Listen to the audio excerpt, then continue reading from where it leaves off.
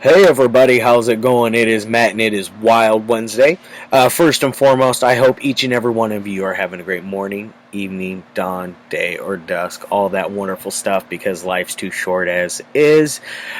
Please do like, share, and subscribe, guys. We're almost at that 200 marker. Just need two more to go, I think. One or two if memory serves me correct, or maybe it's three. I can't remember. But if you know anybody else, get them on board, guys. We're almost at that 200 marker. Maybe we can hit it before the end of the month. That'd be awesome. But anyways, let's get on to today's movie. Today's is a very fun one, much better than yesterday's. Definitely better than Monday. It's going to be one of the better ones of the week, if it isn't the best one of the week, or at least my favorite out of all of them this week. It's one that it came out in 1980, the same year I was born. So it is 40 years old. Holy moly, glockenspiel. This is rated R. This cut is running at an hour and 39 minutes. I doubt there's any different cuts on this one. I don't see anything that would call for anything that wouldn't make it past the censors. So definitely don't think there might be a longer cut on this one, because I seriously doubt it, or a shorter cut. It's running, like I said, an hour and 39 minutes. Now, this one's got a star-studded cast of who's who from old time actors from a lot of westerns. There's some television actors in there. It's a veritable who's who. And we got Jack Palance, who is I know him mostly from Tango and Cash. He was also in Cops and Robertson's weird movie, City Slickers 1 and 2. A bunch of older stuff. The guy is a legend amongst all of them. He's honestly, all of them are legends, but this guy is probably the my favorite one out of all of them.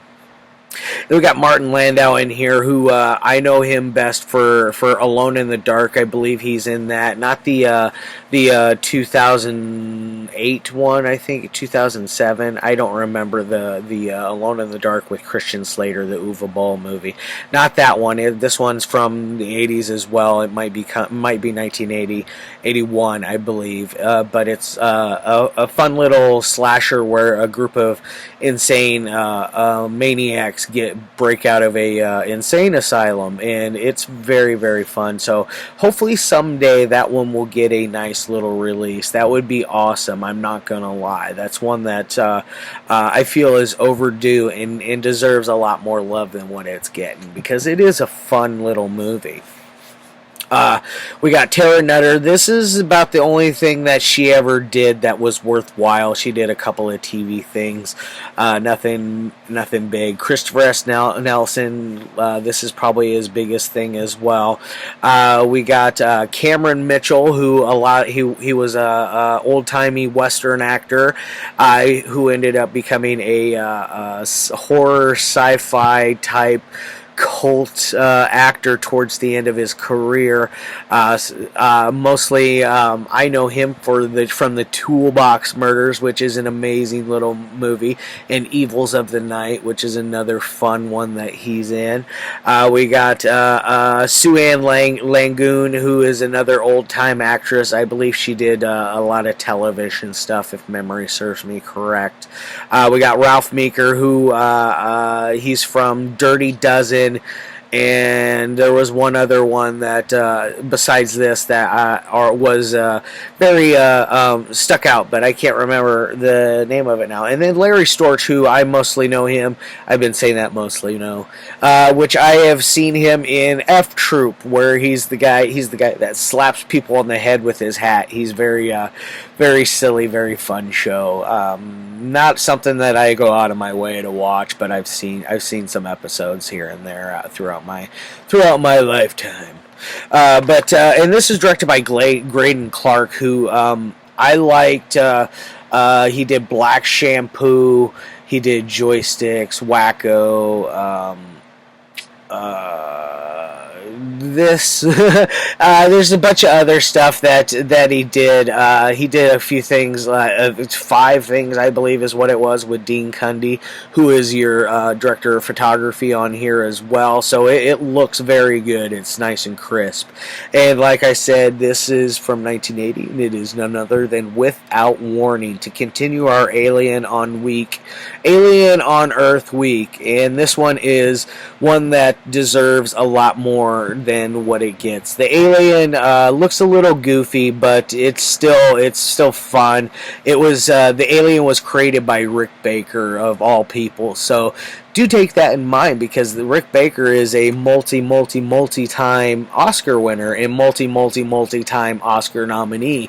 So the guy is very he has very good credentials. So do keep that in mind when you go in this. If you think the alien's a little wonky, or he has these little like disc looking things that are alive that he throws, and when they land on you, they got these teeth and these like talon looking things that dig into you and suck your blood. It's pretty cool, pretty gnarly. And then we got what else? Or first, before we get too far in, or like I said, Rick Baker. So keep that in mind, because his special effects are always awesome. The guy did like American Werewolf in London. He was nominated, I believe, for Norbit, which is funny to think that got an Oscar nod. I don't think it won, if memory serves me correct. But the guy's done a ton of stuff along the way as well. Now let's look at this release. This one's from Scream Factory, Shout Factory, whatever you want to call it. It is a Blu-ray DVD combo.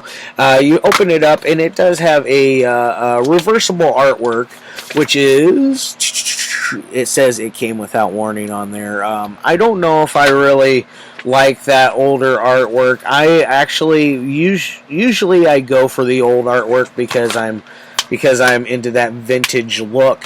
But this newer artwork just speaks to me. It's done so well, and done so much better than the ones done beforehand. It's pretty crazy. Now, as far as like what is this movie about?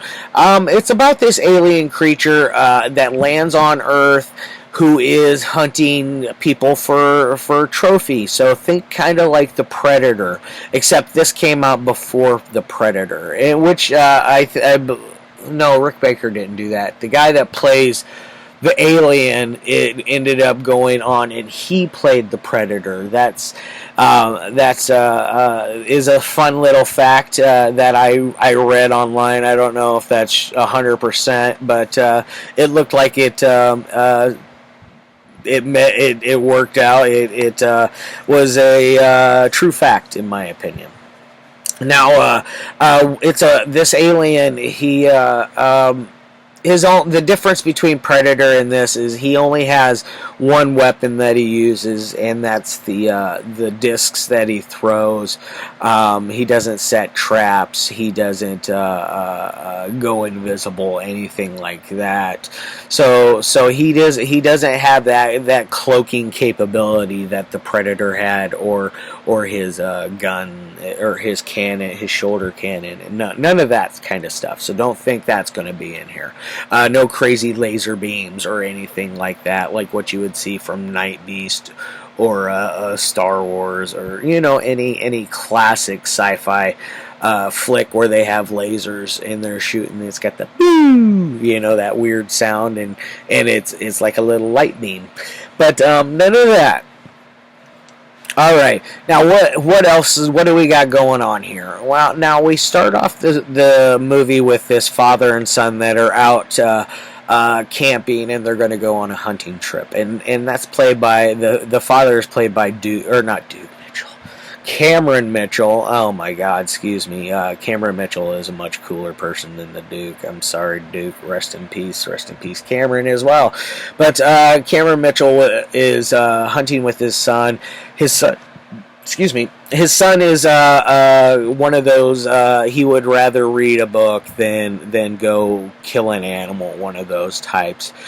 He was more of a sophisticated. He wanted to be more sophisticated and learn things and not be a brutal killer of animals. Which I understand hunting, especially if you eat everything that you hunt. That is it's part of life. We got to eat some foods.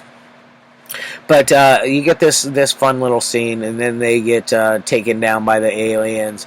You get another fun little scene where Larry Storch and a group of Cub Scouts are out on a little trip, and he sends them off to go do whatever.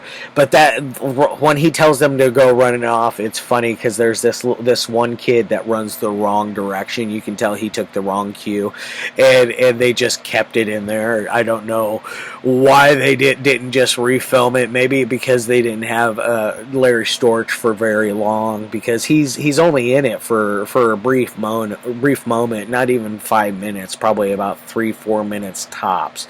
But he plays the scoutmaster, and he has this fun little scene where he goes to try to light. He doesn't have a lighter for his cigarette. So he bends down to a rock, and he's trying to make a spark off the rock to light his cigarette, and he ends up breaking his cigarette in the process. What a goober. That's all I could think of. It cracked me up. It's something that will always stick with me from this movie. You get David Caruso in here. It's like his first film, his feature film debut. He plays one of the Christopher S. Nelson's friends, and Christopher S. Nelson and Tarah Nutter, and I forget the fourth person, which is another girl. It's basically two couples, or one couple and two single people that they're trying to hook up. One of those ordeals. They get stopped by Jack Palance's character, and they're told not to go up to the mountain or go up to the lake and fool around or do whatever, because there's something bad going on up there. They did quickly disregard his warning, so it is not without warning. That's my only beef, because maybe because the alien attacks without warning, but they had warning not to go up there, so they go up there and they do their thing, and blah de da blah. They're quickly picked off one by one. Both Christopher S. Nelson's character and Tarah Nutter are the lone survivors of the first onslaught. They go back to town. They meet. Beforehand, there's this weird. Before they go to the lake, there's this weird scene where they stop at this gas station. That's when they're warned not to go by Jack Palance. But there's this weird thing where in the dialogue, or in the bathroom, that involves Martin Landau and Tarah Nutter's character. It's kind of weird. There's no escape, no. I can't remember the three things it said, but it was no something. It was another warning, I guess, and I guess you could look at it like that. But then they go to, and then all the attack happens. David Caruso and his girlfriend are the first two to go. The girl is the first to go. David Caruso shortly thereafter. And then, you go fast forward, they're back to the town. They're back to meeting Jack Palance. This is when they meet Neville Brand. Cameron Mitchell's already gone. They meet, Sue Ann Langoon in there. She plays the bartender. There's a night that whole thing together is kind of fun, seeing all of them work together, because they're classic actors. You don't see this many stars in one movie, or at least old. I hate to say the term has-been stars. I don't call them has-beens. I call them